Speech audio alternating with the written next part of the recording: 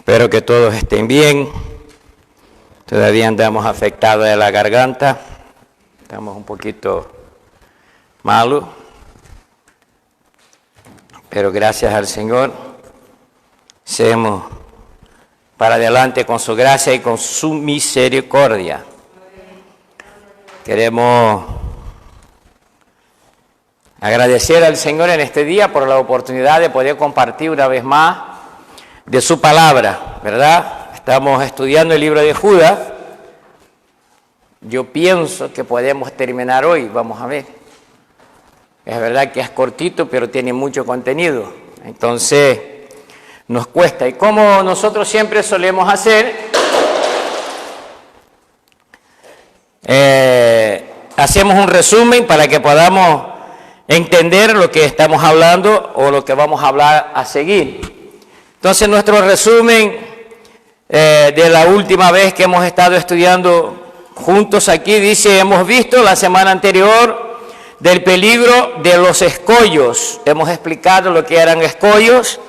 Para los que no estaban, escollo es una roca que queda sumergida a poca profundidad en el agua y que era un gran peligro para las embarcaciones en aquel entonces. Entonces, Judas llaman a los infiltrados de escollo, entonces, que están entre nosotros y estaban en la iglesia a la cual él escribe, y del peligro que representaba para la iglesia de antaño, porque causaban división y fracturaban el amor entre los hermanos. También decimos que debemos de poner especial atención cuando alguien o algunos quieren formar grupos para enseñar una visión distinta por falta de adaptación, y así intentan romper lo establecido, y de esta manera rompe la confianza, tras confusión, y así no cumplimos el deseo del Señor expresado en el Evangelio de Juan, capítulo 17, versículo 21. Y terminamos hablando de que los infiltrados, que en su buen trato solo quieren beneficiarse ellos mismos, que son nubes sin agua y árboles sin fruto. Así quedó nuestro resumen para esta semana. Así que hoy queremos arrancar, y quiero arrancar exactamente en el versículo que terminamos, que fue el versículo 19, ¿verdad? El versículo 19, Judas avisa a los hermanos que estos son los que causan división, ¿verdad? Y que son individuos mundanos que no tienen el espíritu.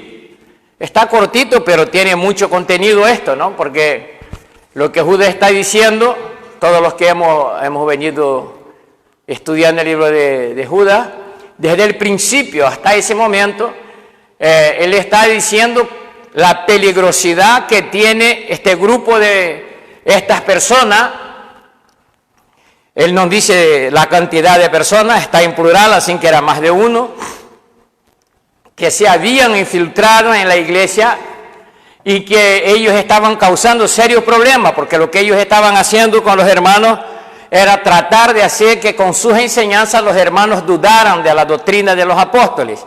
Por lo tanto, ya en el versículo 19 él dice que estos son los que causan divisiones, individuos mundanos que no tienen el espíritu. Y nosotros pudiéramos dar muchísimos ejemplos, pero no quiero entrar en los ejemplos, sino en el cuidado en que nosotros debemos de tener. Y la otra cosa, él dice que no tienen el espíritu. Nosotros, que somos lectores de la palabra, sabemos perfectamente que está hablando del Espíritu Santo. Pero la pregunta, para aquellos que no supiéramos, preguntaríamos cuál espíritu no tienen. Entonces, lógicamente, no tienen el Espíritu de Dios. Y si no tienen el Espíritu de Dios, no son de Dios. Entonces, algo que a veces nosotros tomamos muy a la ligera, es un asunto serio, es un asunto que pasó en el pasado, pero que puede y pasa en muchas ocasiones en la iglesia presente, que llegan individuos que aparentemente pasan el filtro, pero que con el tiempo nosotros empezamos a verle el caminito por donde van yendo y entonces en muchas ocasiones cuando uno se da cuenta ya está el daño hecho. Hemos dicho también que tienen apariencia de espirituales, pero que no lo son. ¿Por qué no son? Porque no tienen el Espíritu de Dios, ¿verdad? Y en Romanos capítulo 8, versículo 14, el apóstol Pablo habla con respecto a estos individuos que se refiere Judas, y dice, porque todos los que son guiados por el Espíritu de Dios, los tales son hijos de Dios. Si no son guiados por el Espíritu de Dios, ¿qué es lo que no son? No son hijos de Dios, lógicamente. Entonces, muchas de las veces nosotros, yo la semana pasada dije que esta es una comida un poquito espesa, así que los nuevos van a tener que salir dientes rápido para poder digerir y el estómago maduro para digerir, eso es lo que nosotros estamos hablando, pero que es una realidad, ¿verdad? Por norma general, estas personas, las primeras que buscan contactar, son personas que no están bien aficadas en el Evangelio, que son nuevos en el Evangelio, para poder trastornarles la mente y sacarlos del propósito de Dios para su vida en Cristo. Porque la discusión en esta carta es exactamente esto, que los que estaban infiltrados en la iglesia lo que querían era desvirtuar a los hermanos, ponerle duda en su mente y en su corazón, para que ellos pudieran apartarse del principio de los apóstoles, que era Cristo, el autor y consumador de nuestra fe, ¿verdad? De nuestra salvación. Nosotros entendemos cuando leemos las Escrituras que Cristo es el único camino que nos puede reconciliar con Dios. Entonces, de eso se trataba, y en muchas ocasiones nosotros nos damos cuenta que algunas personas traen enseñanzas que están en la Biblia, pero que están fuera de lugar. Cuando nosotros leemos el pasaje de la Santa Cena, perdóneme, que Jesucristo hace la institución de la Santa Cena en el capítulo 22 de Lucas, versículo 19, si no me falta la memoria, nosotros vemos que Jesucristo, cuando habla de la copa, Él dice, esta copa es el nuevo pacto en mi sangre. Entonces Jesucristo concluyó un periodo, y nosotros debemos de entender que ahora Dios deposita sobre Cristo toda la autoridad. La Biblia dice que Él tiene toda la autoridad en el cielo, en la tierra y debajo de la tierra. Jesucristo, enseñando a sus discípulos, dice, el que ama al Padre me ama a mí, el que tiene el Padre me tiene a mí, y el que me tiene a mí también tiene el Padre. Entonces es imposible sacar del vínculo de la salvación a Cristo. Todo aquel que nos quiera apartar de ese pacto que está hecho mediante el sacrificio de Cristo en la cruz del Calvario, está fuera de lugar y está fuera de propósito. Y el que anda fuera de propósito, nosotros vamos a tener que encuadrarnos en el versículo que acabamos de leer en Judas, que él dice que son mundanos y no tiene el Espíritu de Dios.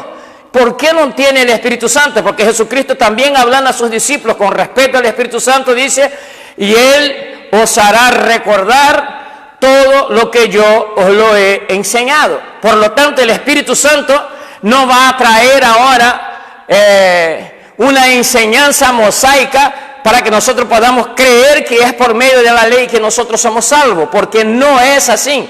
La Biblia dice claramente que nosotros somos salvos por gracia. Efesios capítulo 2 dice que nosotros por gracia somos salvos, y esto no viene de nosotros, sino que es don gratuito de Dios.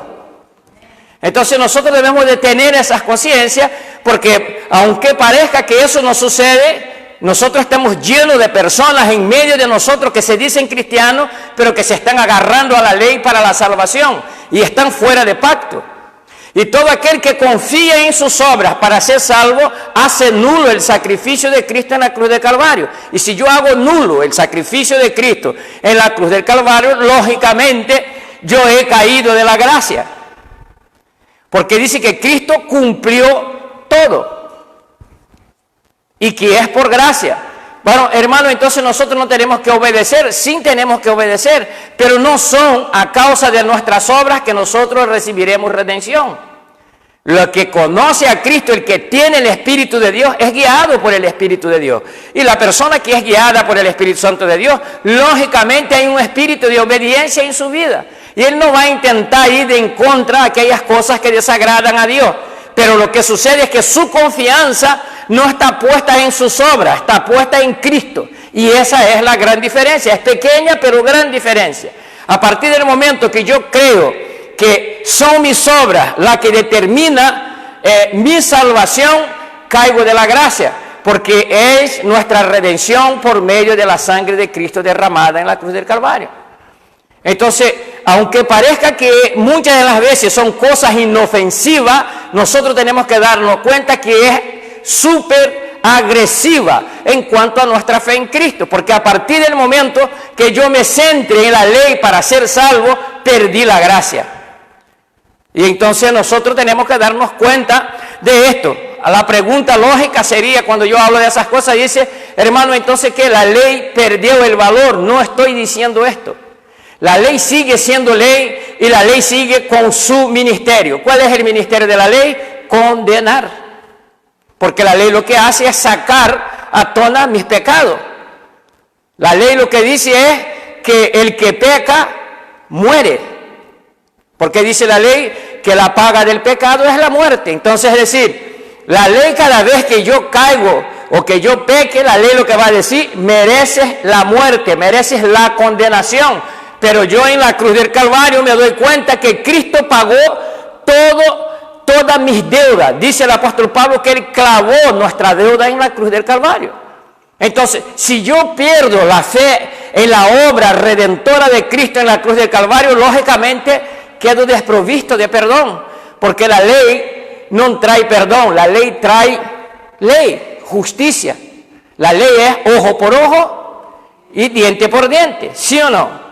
Entonces yo debo de entender esas cosas. Entonces, si yo digo que la ley de Dios ha pasado de moda, eso es mentira, porque la ley está hecha de acuerdo al carácter de Dios. Y entonces, la Biblia, el apóstol Pablo explicando eso en el libro de Romanos, dice que quiso Dios colocarnos todos debajo de una misma ley para que todos estuviéramos bajo condenación, pero que por medio de Cristo nosotros también pudiéramos tener el derecho de la vida eterna que es por medio de Cristo Jesús.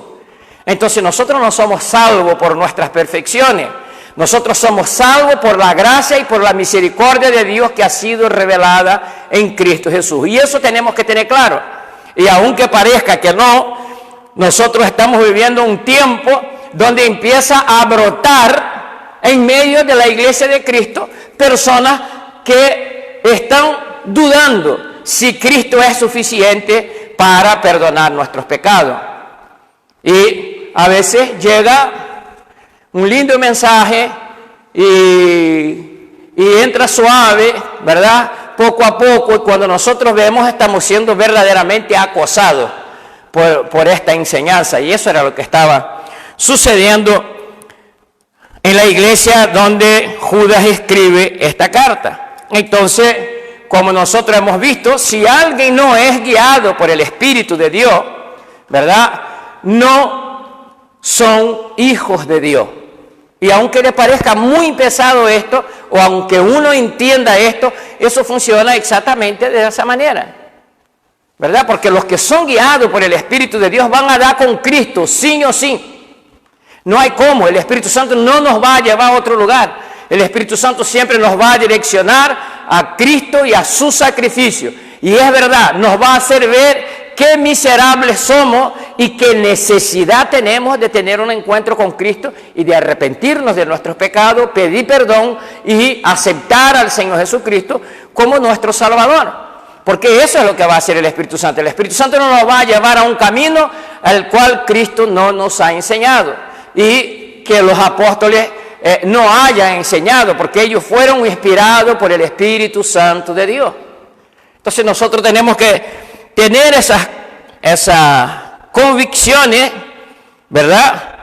Porque el apóstol lo que dice es que ellos son mundanos y que no tienen el Espíritu Santo de Dios en su vida. Y lógicamente, si no tienen el Espíritu Santo de Dios, ellos no son hijos de Dios, porque Juan escribiendo dice que los que tienen el Espíritu, que son guiados por el Espíritu Santo de Dios, estos son hijos de Dios, ¿verdad? Así que nosotros debemos de escuchar con atención la advertencia de Judas para que sepamos que aunque parezcan espirituales, son mundanos. Pero nosotros somos muy influenciables por lo que vemos, ¿verdad?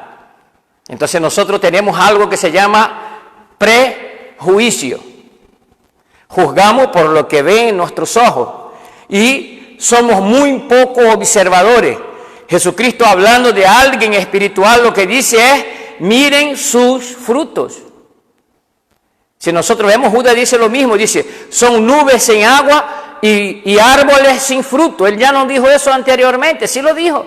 Entonces, ¿en qué nosotros tenemos que observar? Nosotros tenemos que observar no solo en la apariencia, también tenemos que mirar de cerca los frutos. Jesucristo también dijo: por sus frutos os conoceré. Entonces, no es que la obra salva, pero el salvo tiene obra de salvo. Por eso Pedro dice que nosotros tenemos que dar testimonios dignos de arrepentimiento. Entonces, muchas de las veces hay una confusión entre una cosa y otra, pero no es así, ¿verdad? Porque un gato no tiene perro y perro no tiene gato. Cada uno da su fruto según su raza, ¿verdad? Hablando de animales. Por lo tanto, si yo he nacido de nuevo y estoy en Cristo, los frutos tienen que cambiar sí o sí. ¿Por qué razón, hermano? Porque yo ahora soy guiado por el Espíritu de Dios. Y si yo soy guiado por el Espíritu de Dios, lógicamente la gente se va a dar cuenta de quién soy yo. Por eso yo a veces comento con ustedes que yo no llego a lugar ninguno diciendo soy cristiano. Yo no saco la bandera de cristiano. Yo llego tranquilito, mi boquita cerrada, yo soy uno más.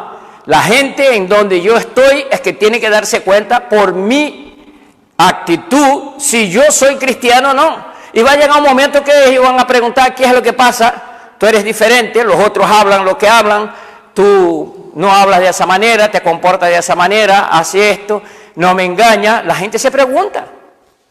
Y automáticamente va a llegar un momento que ellos van a preguntar y ahí va a estar la oportunidad de poder presentar la razón por la cual me comporto de manera diferente.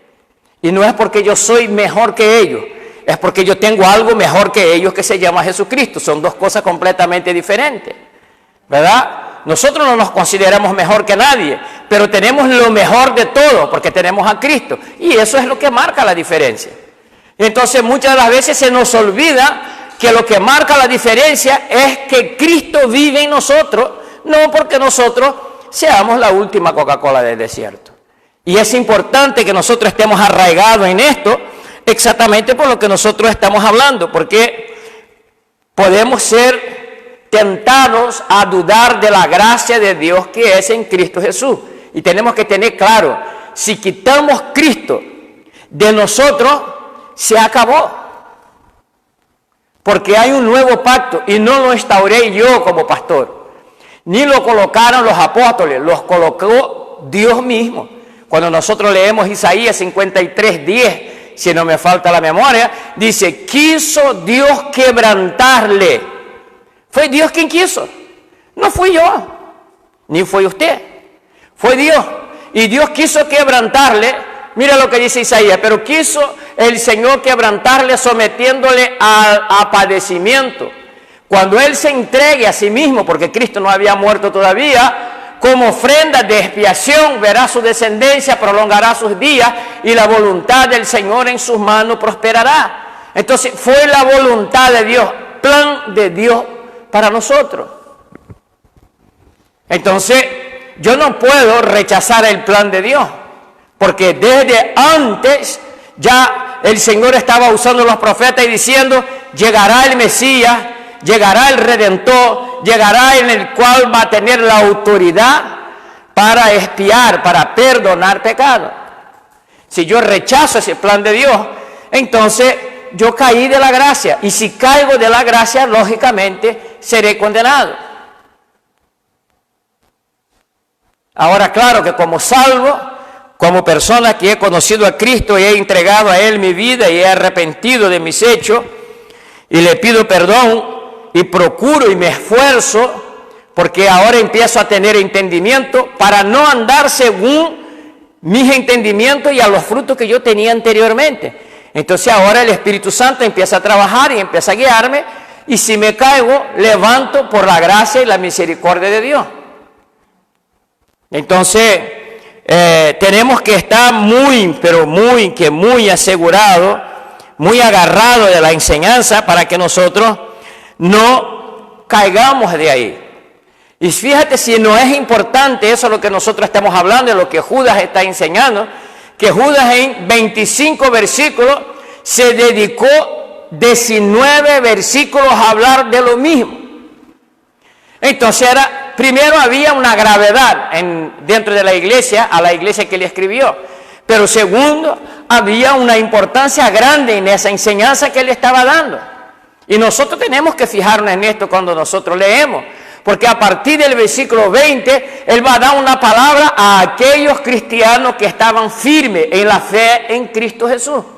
Y él les anima a partir del versículo 20 hasta el 25 a que los hermanos permanezcan en el amor y en la gracia del Señor y esperen solamente en esto. Y nosotros somos tentados diariamente por diferentes filosofías en nuestra sociedad, y debemos de estar atentos, pero siempre agarrados del Señor. Entonces, como él se dedicó a hablar nada más de aquellos que se infiltraban en la iglesia con el único objetivo de servirse de ella e inducirla al error. Cualquiera que salga del principio de que Cristo es el camino, la verdad y la vida, va a caminar mal, aunque le parezca bien. El libro de Proverbios dice que hay camino que al hombre le parece bueno, pero su final es camino de muerte. Entonces, incluso hablando de la fe, yo puedo tener fe en Dios y creer en Dios, pero todo aquel que cree en Dios y es guiado por el Espíritu Santo de Dios, como hemos hablado anteriormente, va a entender que Cristo es el único vínculo que nos puede restaurar con Dios y traer perdón a nuestra vida. Puedo creer mucho en Dios, pero si rechazo a Cristo, rechacé vida eterna. Es lo que la Biblia dice. La Biblia dice que el que cree en Él tiene vida eterna, pero el que no cree ya ha sido condenado, es lo que dice la Biblia. Entonces nosotros debemos de, sobre todo mirando a nosotros mismos, ver si verdaderamente nosotros estamos firmes o no. El apóstol Pablo, hablando en 2 de Corintios, él dice que nosotros tenemos que examinarnos a nosotros mismos y ver si verdaderamente nosotros estamos firmes en la fe que nosotros profesamos o decimos tenerla. Porque sí, en el mundo cuando nosotros hablamos de fe, ¿verdad? La gente dice lo siguiente, que lo más importante es la fe, y estamos de acuerdo que la fe es importante, pero mi fe está puesta en ¿quién? Yo puedo tener fe en Buda, pero no me va a salvar, porque Buda no salva. Ah, no, tengo mucha fe, pero tu fe no es salvífica. Y entonces nosotros tenemos que saber en quién nosotros hemos creído y en quién estamos creyendo. Y eso es lo que nosotros tenemos que tener en cuenta con respecto a nosotros mismos. Por eso me gusta mucho cuando la Biblia nos dice que nosotros tenemos que autoexaminarnos, no a la luz de lo que yo pienso y de lo que yo creo, sino a la luz de las Escrituras. Jesucristo en una cierta ocasión, hablando con los fariseos, les dice lo siguiente: ustedes dicen que ustedes escudriñan las Escrituras porque en ellas ustedes cuidan tener la vida eterna. Y después Jesucristo le dice, y ellas son las que dan testimonio de mí y ustedes no me reciben. Entonces vamos a ver, ¿qué es lo que tú entiendes de lo que estás leyendo? Eso es importante cuando nosotros estamos leyendo las Escrituras, tener claro esto. Por eso el apóstol Pablo dice ahí en el versículo, poneos a prueba para ver si estás en la fe. examinaos a vosotros mismos, o no os reconocéis a vosotros mismos de que Jesucristo está en vosotros, a menos que en verdad no paséis la prueba. Entonces nosotros tenemos esa obligación. Es verdad que un poco por cultura, ¿verdad?, de nuestra sociedad, durante muchos años se sentía absueltos y perdonados cuando se presentaba delante de un hombre y le decía, no, vaya, 3 Ave María, 4 Padre Nuestro y no sé qué y no sé cuánto y estás perdonado. Entonces dependía de esa palabra. Pero nosotros como hijos de Dios tenemos el Espíritu Santo de Dios y la Biblia dice que nuestro espíritu da testimonio que nosotros somos hijos de Dios. El Espíritu de Dios confirma a nuestro espíritu si nosotros verdaderamente somos hijos de Dios o no. Y debemos de autoexaminarnos de esta manera, porque el Espíritu Santo nos va a redarguir en algún momento. Cuando nosotros leemos el libro de Apocalipsis, si no estoy equivocado, capítulo 3, en un momento, el Señor habla a una de las iglesias y dice, yo conozco tus obras, yo sé lo que tú has hecho, yo sé que ustedes han rechazado la doctrina que no era de acuerdo, pero yo tengo algo en contra de ustedes, y es que ustedes han abandonado el primer amor. Vayan y levántese, arrepiéntase, porque si no yo vendré contra ustedes con la palabra, les juzgaré con la palabra de mi boca. Por lo tanto, la palabra de Dios dará testimonio si verdaderamente, nos hablará si verdaderamente nosotros estamos o no en la fe. Nosotros tenemos que tener esta conciencia que no podemos dejar la palabra de Dios nunca de un lado. Tenemos que alimentarnos cada día porque la palabra dice que es la que nos limpia de todas nuestras impurezas. Entonces, por eso estamos siempre insistiendo que la lectura de la palabra de Dios debe ser diaria. ¿Por qué? Porque todos los días Dios tiene algo para decir a nuestra vida, y si hay algo que Él no está de acuerdo, su palabra nos va a decir que tenemos que enderezar nuestros caminos. Nuestras veredas tienen que ser caminadas de otra manera. Así que nosotros, cuando hablamos de la palabra de Dios, y muchas de las veces, como Judas está hablando, aprieta, pensamos que vamos, pero eso aprieta demasiado, pero si nos llevamos el tirón de orejas es porque lo necesitamos. Ningún padre anda tirando la oreja de su hijo por puro gusto, por verlo llorar, sino porque quiere que camine bien, que obedezca. Y eso es lo que Dios por medio de su palabra hace a nuestras vidas. Porque muchas de las veces nosotros decimos que amamos inmensamente a Dios, pero no amamos a nuestro hermano. Entonces, ¿qué Dios es ese que tú amas? Y la Biblia dice, si tú no eres capaz de amar a tu hermano que lo ve, ¿cómo amas a Dios que no lo ve?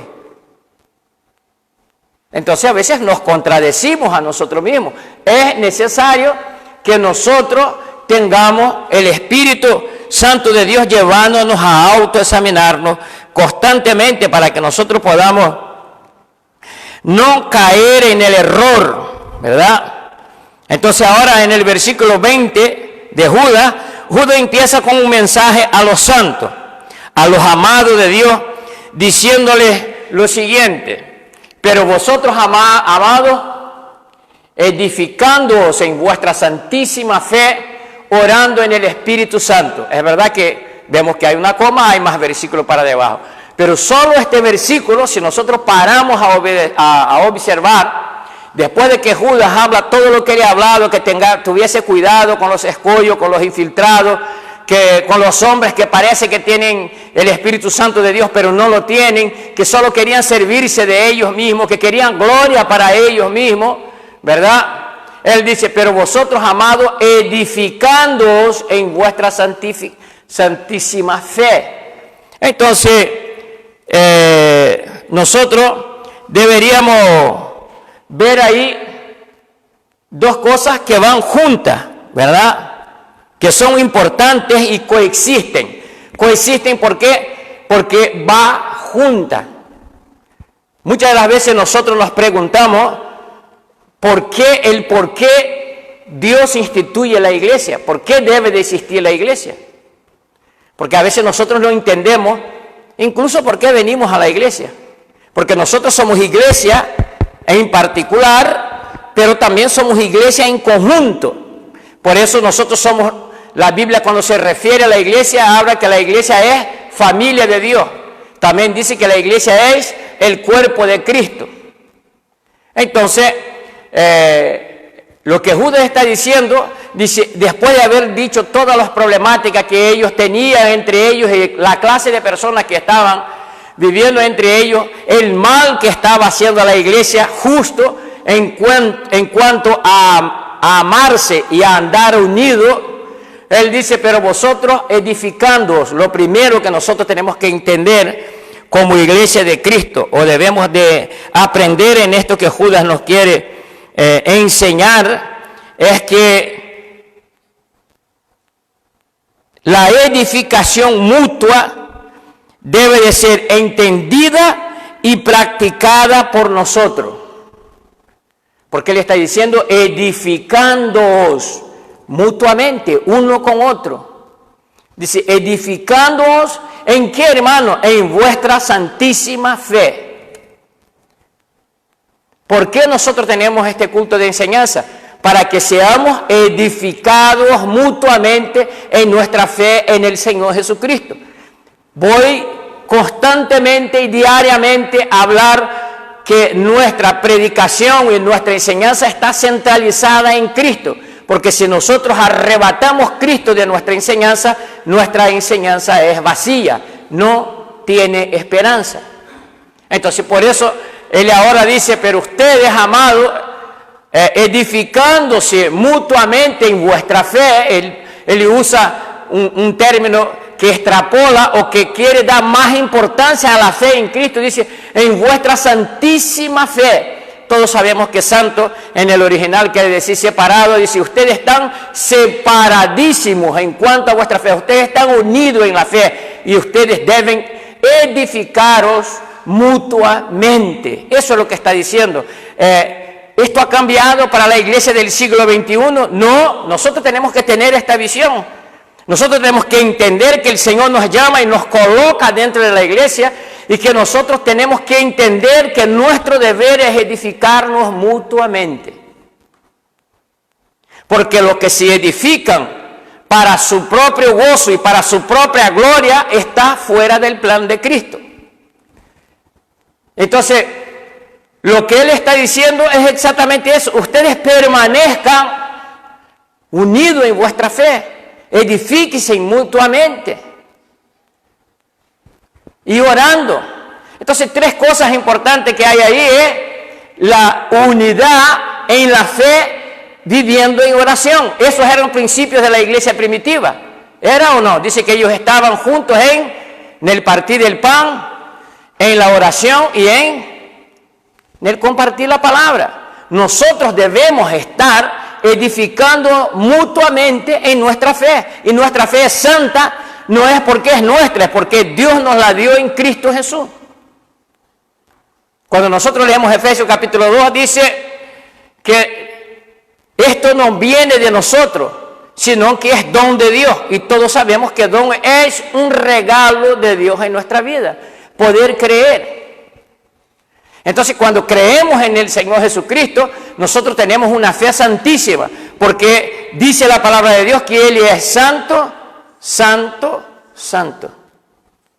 Entonces, nuestra fe en el Señor es una fe especial, de tal manera que nosotros tenemos que orarnos uno por los otros. Esta es la razón por la cual nosotros tenemos también que orar en nuestro particular, obedeciendo a lo que Cristo dijo allá, que debemos entrar en nuestra habitación, cerrar la puerta y orar, porque aquello que hacemos en oculto, Dios nos la contestará y hará público.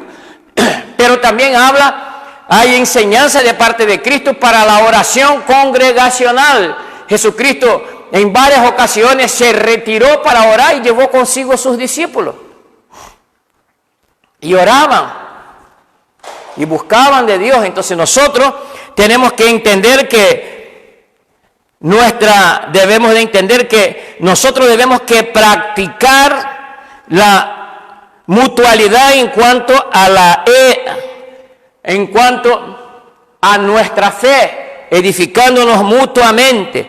Esa edificación traerá fortalecimiento, no solo a nuestra fe individual, sino a nuestra fe en conjunto, como iglesia, como congregación, y también sanará nuestros corazones, nuestras mentes y nuestra alma, porque habrá ese cuidado que se debe tener en el seno familiar para que haya crecimiento equitativo entre sus miembros, ¿verdad? Ningún padre,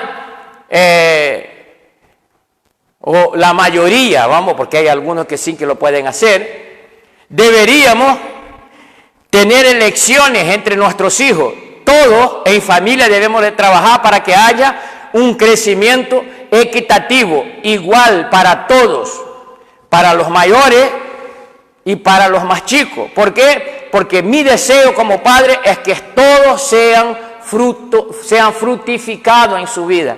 Entonces les animo a estudiar, les doy oportunidad por igual, y eso es lo que así debe de comportarse la iglesia de Cristo. Cuando dentro de la iglesia de Cristo entra celo, entra envidia, y empieza entonces a la iglesia a perder fortaleza. La iglesia deja de ser fuerte, la iglesia deja de ser un lugar donde nosotros nos gozamos, nos regocijamos y nos sentimos apoyados. Por eso decimos que la iglesia es la familia de Dios, ¿verdad? Pero también nos dice que es miembros unos del otro como cuerpo de Cristo. Entonces, el apóstol Pablo también dijo algo con respecto a esto en Romanos capítulo 12, versículos del 3 al 13.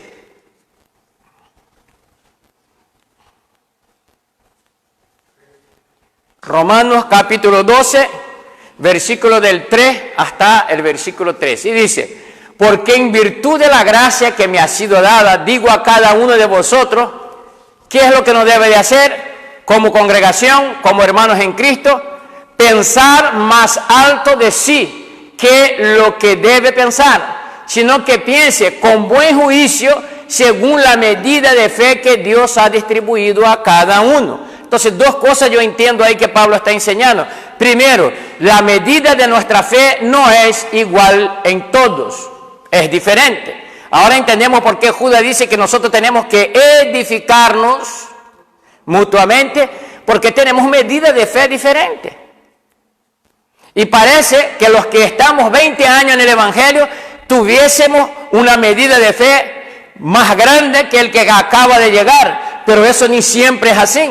Porque hemos dicho del primer amor, ¿no? A lo mejor alguno se ha descuidado a lo largo de su vida de la edificación de su fe, de fortalecer su fe, y llega a los 20 años y está menos animoso,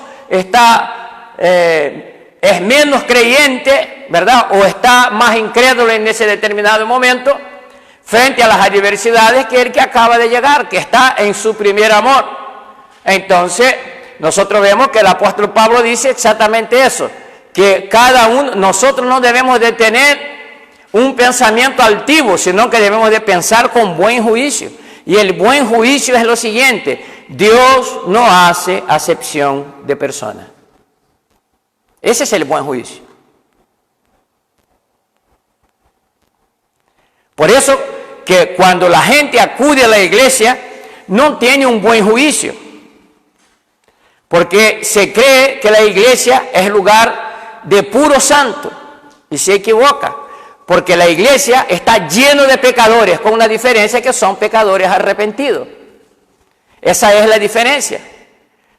Por eso cuando damos testimonio, muchas de las veces desde arriba del púlpito, a muchos le edifican, pero a muchos se quedan en 33 pensando, pero, uy, ¿y cómo sucedió esto? Sucedió porque Dios ha tenido misericordia de nosotros, y Él que nos rescató de las tinieblas a su luz admirable, cuando nos enseña la palabra. Entonces dice que tenemos que tener buen juicio según la medida de fe que Dios nos ha distribuido a cada uno. Por lo tanto, la fe para creer en el Señor es igual para todos nosotros, pero existe temas entre nosotros en cuanto a confianza, en cuanto a orar por enfermos, que hay personas que no la tienen, o la tienen más chica que nosotros, o andan desanimados.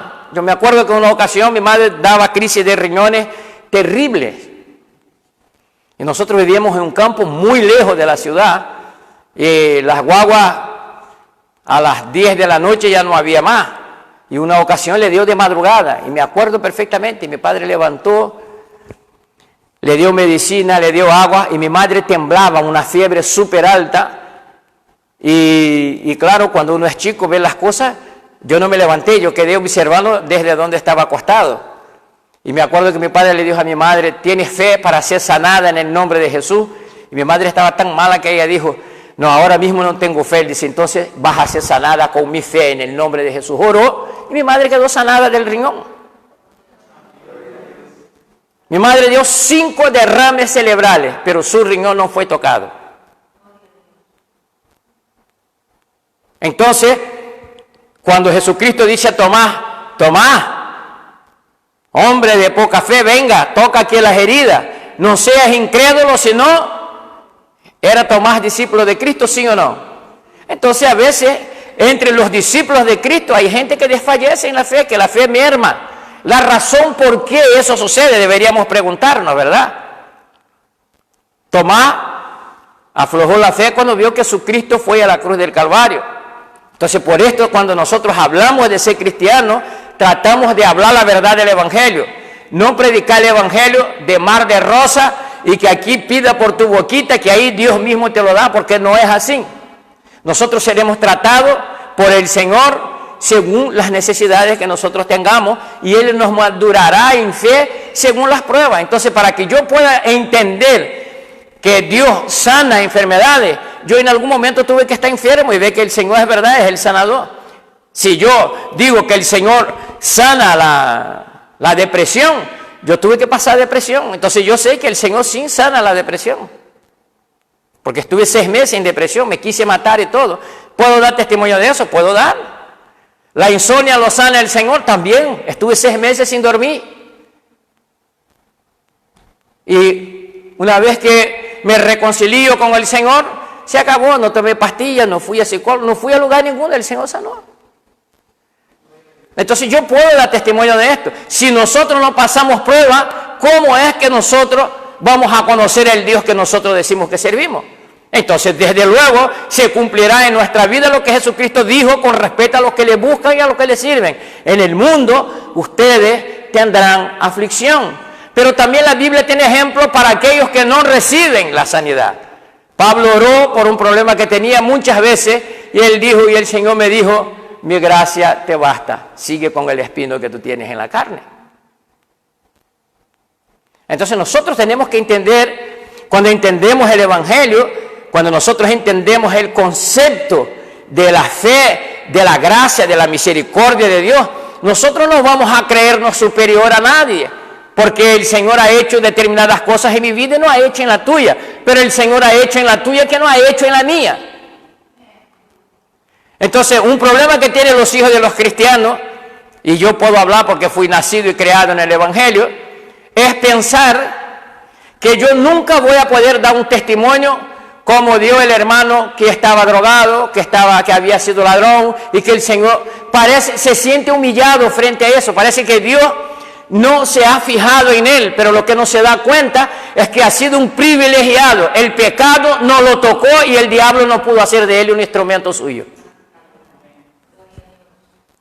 Es mucho más privilegiado que no tiene que dar esa clase de testimonio.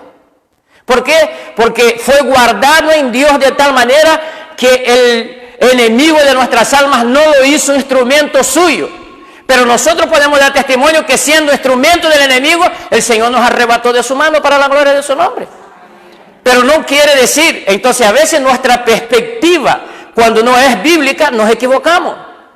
Y yo pasé por esta prueba. Yo lo estoy hablando porque yo sufrí esto.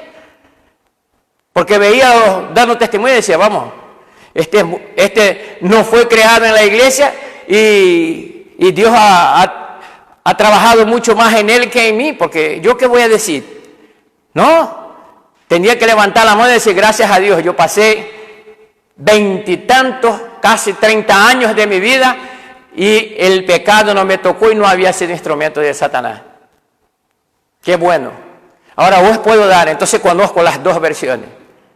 Y a veces nosotros tenemos que hablar eso con nuestros hijos. ¿verdad? Porque se sienten inferior simplemente por no poder dar un testimonio terrible como el de su padre. Pero es la gracia y la misericordia de Dios. Y nosotros tenemos que entender esto, que Dios ha distribuido según su misericordia y según la necesidad del lugar donde Él nos va a utilizar. Porque ninguno de ustedes aquí pueden decir que ustedes van a morir en Lanzarote, porque no sabemos para dónde Dios nos puede mandar en el día de mañana. Pero allá donde vaya y pise la planta de nuestros pies, Jesucristo seguirá siendo Señor absoluto de nuestras vidas. Entonces debemos de estar enraizados y bien arraigados en el Señor y siempre teniendo buen juicio. ¿Por qué? Porque el que tiene buen juicio no va a permitir que el orgullo le haga sentirse mejor que nadie, porque Dios nos mira a todos de igual manera y nos ha designado como instrumento dentro de su casa para que nosotros seamos de edificación para nuestro hermano. Versículo 4, por favor, José. Dice, pues así como en un cuerpo tenemos muchos miembros, pero no todos los miembros tienen la misma función. Esa es otra cosa que nosotros tenemos que entender. Por eso dice Judas que nos edificamos mutuamente. Cuando el riñón no funciona bien, los pulmones sufren, el corazón sufre todo el cuerpo. Pero si me doy un martillazo en ese dedito chiquitito aquí, pues me va a doler el cuerpo entero. Entonces nosotros tenemos que darnos cuenta. Yo cuento la experiencia que una vez me pegué un martillazo en un dedo y perdí la uña. Y yo antes siempre pensaba, la uña al final es una molestia porque crece, hay que estar cortando y se ensucia. Pero el día que me quedé sin uña me di cuenta qué buena es la uña y que tiene también su función. Porque cuando fui a coger una moneda con el dedo que no tenía uña, no fui capaz de coger la moneda. Yo digo, uy, qué importancia es la moneda, es la uña. Porque ahora para coger tengo que cambiar de mano, porque esa sí tiene todas y esa no. Además de proteger la piel, también sirve como garra. Y yo pensaba que nada, que la uña no servía para nada. Por lo tanto, no te sientas inferior en el cuerpo de Cristo. Tú tienes su función. Y si tu función es uña, dé gracias a Dios, porque tiene algo importante para servirle. Ni todos somos cabeza, ni todos somos pies, ni todos somos brazos, ni todos somos nariz, ni todos somos ojos. Dios nos ha colocado en diferentes lugares, pero todos nos necesitamos uno del otro. Si uno se cae, el cuerpo va a arrastrar, va a sentir la falta y va a tener problemas. Por lo tanto, nosotros tenemos que tener en cuenta que cada uno de nosotros tenemos una función en el cuerpo de Cristo. ¿Y cuál es la función, hermano? Funcionar bien para que mi hermano sea edificado. Esa es la función.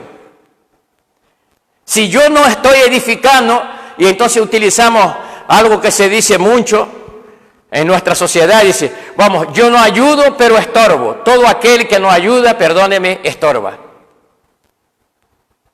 ¿Por qué, hermano? Porque el Señor te ha llamado para que trabajes. Por eso la Biblia dice que la mies es mucha, pero los obreros son. ¿Perjudica o no perjudica? Si nosotros no nos preparamos, no oramos, no nos edificamos, no nos amamos y no andamos según el propósito de Dios para nosotros, la iglesia empieza a tener deficiencia. Y si falta obrero, hay algún obrero que está sobrecargado. Entonces nosotros tenemos, cómo no, que andar sabiendo nuestra función y actuar, ¿verdad? Para empezar, como nosotros estamos arraigados al libro de Judas, nuestra función es edificarnos mutuamente. Versículo 5. Así nosotros que somos muchos, somos un cuerpo en Cristo individualmente, miembros los unos de los otros. ¿Tú sabías que sin tu hermano tú no eres nada? ¿Ya paraste para pensar en esto? A veces no pensamos en esto. Por eso andamos a nuestra bola y después cuando nos estallamos, porque eso sucede también, ¿verdad? Cuando nosotros ignoramos esos principios bíblicos en nuestra vida, cuando pasamos por un mal momento, a veces quedamos solos, nos falta compañía, incluso de los hermanos. ¿Sabe por qué? Porque tú nunca has dado atención a nadie, tú no has sembrado. La Biblia dice que todo lo que siembra cosecha, ¿verdad? No has sembrado ni en compañía, ni amor, ni misericordia. Tú no has tendido la mano nunca, tú has sido un egoísta toda tu vida. Entonces cuando te lleva el macanazo, te quedas solo. Y dice, ay, no, nadie me vino a visitar, nadie me vino a orar por mí, nadie me dio atención, pero tú nunca has dado atención a nadie.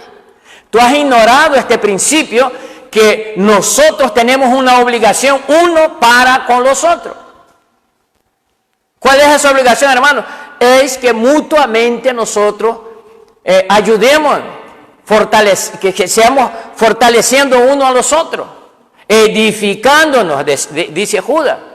Entonces nosotros tenemos que entender que somos miembros individual, pero somos miembros los unos con los otros. Es lo que dice el apóstol Pablo, versículo 6. Pero teniendo dones que difieren, ahí está otro. A veces hay gran problema, ¿verdad? Mucha gente quiere subir y cantar en la alabanza, pero ¿y si ese no es su llamado? Muchos quieren predicar, pero ¿y si ese no es su llamado? Porque estamos hablando, no predicar al vecino, no predicar a tu familia, no es eso lo que estamos hablando. Estamos hablando ahí porque está hablando de dones. Entonces, a veces queremos ocupar un lugar, un puesto, una función para la cual Dios no nos ha llamado, o que no es el tiempo. ¿Por qué no es el tiempo? Porque tenemos que aprender algo más para Dios colocarnos en esta posición. Entonces, dice que los dones difieren según la gracia que nos ha sido dada. Usémoslos. Si es el de profecía, úsese ¿en qué? En proporción a la fe.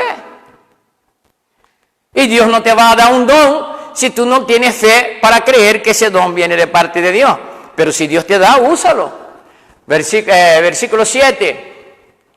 Si el de servicio, en servir. ¿Y servir dónde, hermano? Servicio, ¿dónde servicio? Es en cualquier lugar.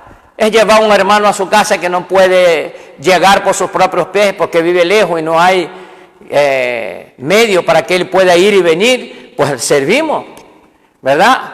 Pero también preocuparnos y ver quién está pasando una situación difícil en ese momento para ayudarlo de cualquier manera. Si yo no lo puedo ayudar, por lo menos comunicarme con los demás hermanos y ver, hermano, ponemos €1 cada uno, a ver si le compramos 2 kilos de arroz para salir del paso. Eso es un don de servicio. Nosotros estamos para esto. Si veo que hay un cisco en una silla, voy a la silla y la limpio. Don de servicio, porque la silla no es mía, la silla es nuestra. Y nosotros tenemos que entender que esto aquí no es del pastor, eso es nuestro. Porque nosotros somos el que mantenemos. El alquiler se paga ¿con qué? Con nuestra contribución. La luz ¿con qué se paga? Con nuestra contribución. Los medios que nosotros utilizamos son medios que nosotros vamos perfeccionando. Cuando nosotros empezamos, por causa de la pandemia, a hacer los cultos por Facebook y pasar las reuniones por Facebook, nosotros no teníamos ese microfonito que lo tenemos ahora. ¿Cuándo es que eso nace? Nace porque empieza a haber una necesidad y debe de haber algo que sea mejor que lo que nosotros teníamos antes. Excelencia se llama esto. Entonces nosotros, procurando ser más excelentes, utilizamos ahora este micrófono, que todavía me lo estoy acostumbrando y a veces me pego golpe en el pecho y después escucho el audio y sale boom, boom, boom. Porque nos vamos acostumbrando a esto. Pero ¿por qué nosotros hacemos esto? Para poder edificarnos a los que estamos aquí en vivo. Somos edificados en vivo, pero también hay hermanos que son edificados por este medio. Por eso ese medio permaneció. No es el que me hace mucha gracia, pero es un medio que permanece, porque hay hermanos que están en la península, que están en otra isla, hay otros hermanos que están en otros países que nos asisten. Y si nosotros podemos llegar hasta ellos con una palabra de bendición, ellos no están aquí, ellos están del otro lado de los mares, pero también son mis hermanos en Cristo y es la iglesia del Señor. Y si esa palabra le edifica, le fortalece, lo hace creer y que su fe sea fortalecida en el Señor, gloria sea dada al nombre del Señor. Y si mañana nosotros podemos preparar y tener una cámara de mejor calidad de imagen y sonido, también lo haremos. Pero todo esto es nuestro. Y si nosotros entendemos así, está claro que nosotros siempre daremos mejor servicio. Dice, el que enseña, que sirva en la enseñanza. Versículo 8. El que exhorta, porque parece que a veces no hace falta la exhortación, ¿no?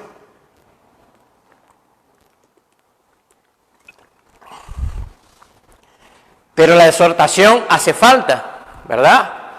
Dice, el que exhorta en la exhortación, y el que da, que dé con liberalidad, y el que dirige, que lo haga con diligencia, y el que muestra misericordia, que lo haga con alegría. Porque a veces parece que nosotros tenemos misericordia, pero a regañadientes. Por allá, lo voy a tener misericordia, pero la verdad, me da un asquito. La Biblia no dice que debe de ser así, dice que debemos de hacerlo con alegría. Porque a veces no sabemos cuál es la situación de esa persona. No, yo he contado testimonio varias veces a ustedes aquí, y hace poco me enteré que este hermano falleció y partió para el Señor porque él era bastante mayor que yo. Y él tenía un problema que él cada 3 años, cada 2 años caía en pecado y la iglesia lo ponía en disciplina. Y yo un día caí en la tontería de preguntarle al Señor, digo, Señor, no entiendo. ¿Por qué este tipo que pasa eso a cada 2, 3 años, tú les has dado un don que yo hasta tengo envidia, Señor? Porque el hombre era compositor. Entonces decía, hermano, tuve un sueño y el tema de la fiesta este año va a ser, el Señor es mi fortaleza. Puede escribir una canción y dice, voy a orar. A las 5 días tenía una canción escrita. Y no era cualquier canción, bíblica y bonita. Que hasta hoy me acuerdo de canciones de él. Pasaron años. Cuando caí, el Espíritu Santo dice, hey, ¿te acuerdas que tú me preguntaste este año por qué aquel caía siempre? Ahora ya tú lo sabes. Quedé avergonzado.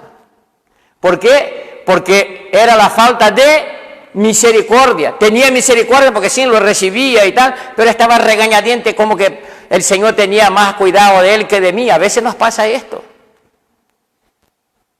Y el que está en el Señor cuando cae, se entristece, su corazón se arruga, le da vergüenza porque el enemigo le empieza a poner vergüenza. Levantarse no es algo fácil. Necesita a alguien que le tienda la mano y lo levante. Para eso tú eres parte del cuerpo de Cristo. Pero a veces somos críticos y no estamos para edificarnos mutuamente, sino más bien trabajamos de asesinos. Esa no es la función del cuerpo de Cristo. Nuestra función es edificarnos mutuamente. Por lo tanto, cuando tengas que tener misericordia de alguien, tenga misericordia con alegría. El apóstol Pablo dice, el que está de pie, ten cuidado que no caiga. Así que fue el hermano hoy, cuidado, mañana puede ser tú y peor. Versículo 9. El amor sea sin hipocresía, aborreciendo lo malo, aplicándoos a lo bueno, edificando mutuamente. Lo malo lo desechamos, ¿verdad? Porque el amor debe ser sin hipocresía. Debemos de amar de verdad, no de aquí para afuera. Y acostumbro a decir siempre que la lectura de amor que nosotros tenemos del mundo no es la lectura de amor que la Biblia nos enseña. El mundo dice que yo amo a alguien y alguien me ama, entonces él me va a servir siempre, pero no está en mi corazón el placer de servir. Y siempre suelo decir que por eso los matrimonios a veces van al garete, exactamente por esto, porque las muchachas entran en el matrimonio pensando en el príncipe encantado, y el muchacho entra pensando que va a encontrar la princesa que le sirve toda la vida, y se da cuenta en el otro día que se durmieron uno con un sapo y el otro con la rana. Y entonces le va mal, ¿por qué? Porque el concepto de amar está equivocado. Si nosotros entráramos sabiendo que nuestra función es servir, entonces primero pensaríamos 2 veces. Segundo, buscaríamos muy bien con quién lo íbamos a hacer. Buscaríamos conocer su corazón más que su físico. ¿Por qué? Porque un físico bonito no quiere decir que tenga un corazón bonito. Entonces vamos ciegos pensando en el príncipe azul y en la princesa y ¡boom!, nos estampamos.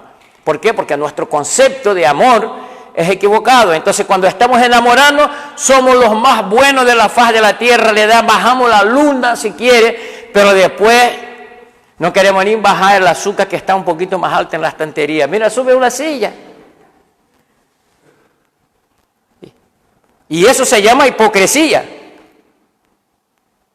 Y muchas de las veces nosotros actuamos así. Y nosotros tenemos que pedir al Señor que nos limpie de todas esas cosas, porque nosotros debemos de aborrecer lo malo y aplicarnos a lo bueno. Versículo 10. Sed afectuosos uno con los otros, con amor fraternal, con honra. Daos preferencia uno a los otros. Fíjate que el apóstol Pablo, cuando habla de la Santa Cena, es una parte que nosotros nunca leemos, pero el que quiera puede leer el capítulo 11 de 1 de Corintios y se va a dar cuenta. Hay un momento que él dice, si alguien tiene hambre, que coma en casa. Porque ustedes son mal educados.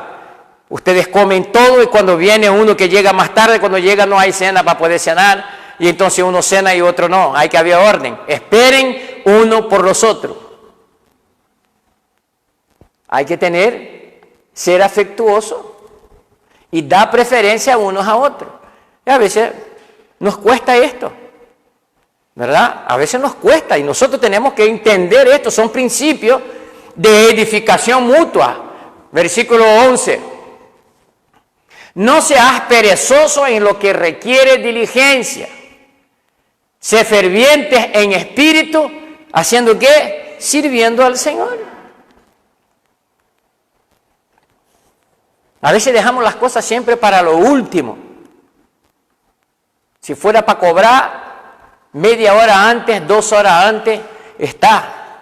Pero como llegó el momento de dar y de servir, dejamos para lo último.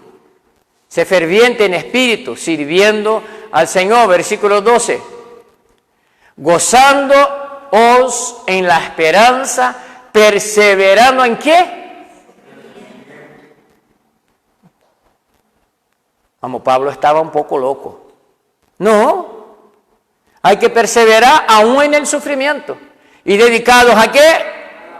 Eso es lo mismo que Judas está diciendo en un versículo. Pablo lo vino soltando en 13 versículos. Versículo 13.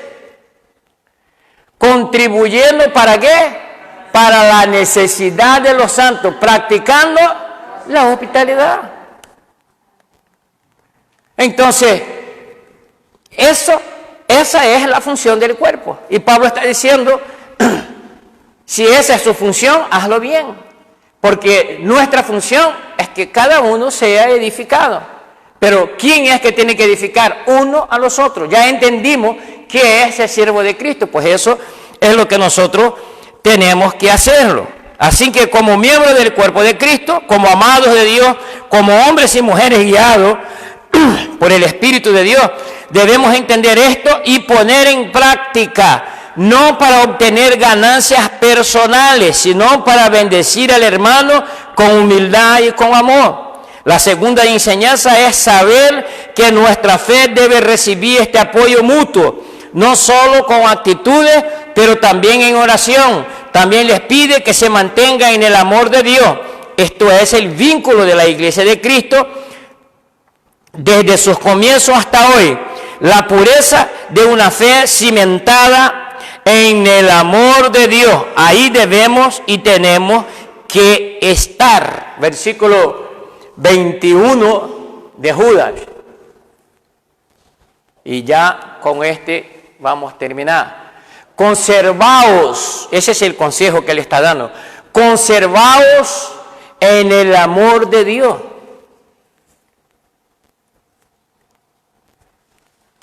Pudiéramos cambiar el conservaos en permanecer, ¿no? Todos saben lo que es conservar, es guardar con cuidado, ¿verdad? Nosotros tenemos algunas cosas en nuestra casa que nosotros tenemos reservados, bien guardados, bien conservados, allí lo tenemos. Algunos guardan su traje de boda, otros guardan su anillo de compromiso porque lo cambiaron después de casado. Y eso es lo que está aconsejando Judas, dice, conservaos en el amor de Dios. Y cuando nosotros, en este contexto, cuando él dice conservaos en el amor de Dios, él está hablando de Cristo. Porque Cristo es el amor de Dios revelado a los hombres. Por eso nosotros cuando terminamos el versículo, él dice, nuestro Señor Jesucristo para vida eterna. Nosotros vamos a leer los demás, pero para que podamos entender, conservaos en el amor de Dios. Si yo me conservo en el amor de Dios, no tengo manera de no ser una persona que edifique a mi hermano. Porque entiendo perfectamente que esta es mi llamado. Dice, esperando ansiosamente la misericordia de nuestro Señor Jesucristo para la vida eterna. Dice, hasta que Cristo venga. Eso es lo que él está diciendo. Nosotros vamos a esperar ansiosamente la misericordia de nuestro Señor Jesucristo para la vida eterna. ¿Por qué misericordia de nuestro Señor Jesucristo? Porque él se despojó de su gloria, se hizo inferior a los hombres y entregó su vida en el Calvario. Cuando nosotros ni siquiera lo conocíamos, pero aún así nos amó y tuvo misericordia de nosotros y llegó hasta la cruz. Por eso es por la misericordia de nuestro Señor Jesucristo. Nosotros tenemos que entender esto, que nosotros, el amor no es algo que uno puede descuidar, no, el amor debe de ser algo que se conserve entre nosotros. ¿De qué manera se conserva el amor? Pegando patada al otro, tratándolo mal, mirándolo atravesado, acercándome a esta persona o a este hermano, a los hermanos, siempre que yo tenga necesidad, pero cuando yo ya estoy servido no me acerco a él para nada, ni para decir buenos días. No, eso no es. La manera de conservar el amor es tratar bien, es preocuparse, porque el que ama está preocupado, está dispuesto a servir. Entonces dice, conservaos en el amor de Dios, esperando ansiosamente la vuelta de Cristo, porque eso es lo que él está diciendo ahí. Hasta que Cristo no venga, nosotros tenemos que tener claro cuál es nuestra función en el cuerpo. Y nuestra función es edificarnos mutuamente, porque es así como nosotros empezamos a leer. Por lo tanto, que el Señor, por medio de su Espíritu Santo, abra nuestra mente, seamos obedientes a lo que la palabra de Dios nos enseña. Porque él dice, conservaos. No es si ustedes quieren, es su obligación. No es si tengo ganas, no, es una orden. Conservaos en el amor de Dios y esperando ansiosamente la vuelta de nuestro Señor Jesucristo, que es para vida eterna. Ahí va a terminar todos nuestros problemas. Y de eso nosotros tenemos que tener claro. Por lo tanto, debemos de examinarnos a nosotros mismos y ver si nosotros estamos siendo instrumento de Dios para edificación en la vida de nuestros hermanos. Si no lo estoy siendo, tengo que volver atrás y tengo que pedir al Señor gracia y misericordia. Ponme el 22, José, porque el 22 va a decir algo que es importante y dice, y tened misericordia de algunos que dudan. Eso es muy importante, ¿verdad? Tener misericordia de algunos que dudan. A veces no tenemos esa clase de misericordia. ¿Y por qué él dijo tener misericordia de algunos que dudan? Porque había gente a la iglesia que él escribe que eran instrumentos del maligno para llevar a alguien a tener duda con respecto a la misericordia, a la gracia, a la esperanza en Cristo. Por eso él dice, tener misericordia a algunos que dudan. Y entre nosotros también hay momentos que nosotros podemos dudar. Hay momentos que la batalla nos pone en contra de la espada y la pared.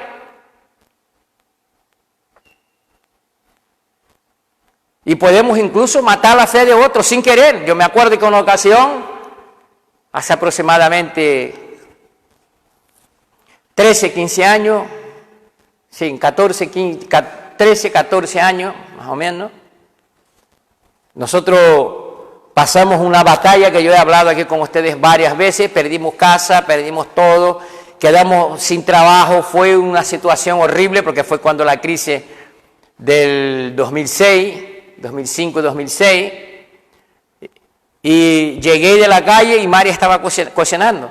Y yo venía tan atormentado que le hablé bajito en el oído para que los chicos no escucharan.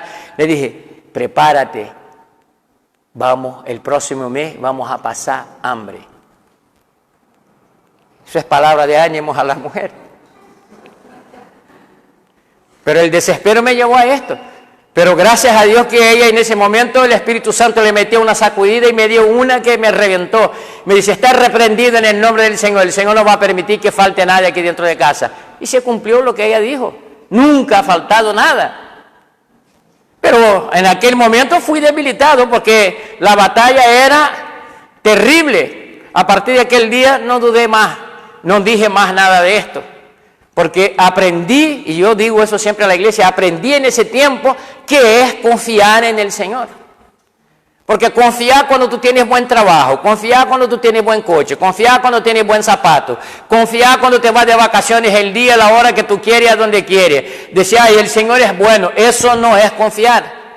Confiar es cuando tú no tienes nada y te pongan en contra la espada de la pared y tú puedes decir, mi Dios proveerá. Eso es confianza. Y a veces nosotros pensamos que si alguien duda, lo metemos directamente en el infierno. No, hay que tener paciencia también. Hay que estar en el zapato del hermano para poder entender por qué momento está pasando. Pero como nosotros estamos tan despreocupados de los demás y preocupados de nosotros mismos, no amamos como debemos de amar, ni estamos trabajando para edificar como deberíamos, entonces pasamos por alto muchos detalles. Y esto, si nosotros empezamos a hacer las cosas correctamente, va a producirse algo que nosotros estamos llamados a este año, que es unidad.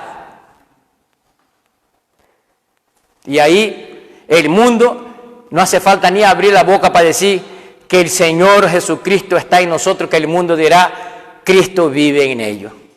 Amén. Que el Señor les bendiga grande y poderosamente en esta tarde, en esta noche y en el día de mañana. Quise terminar, pero no me fue posible.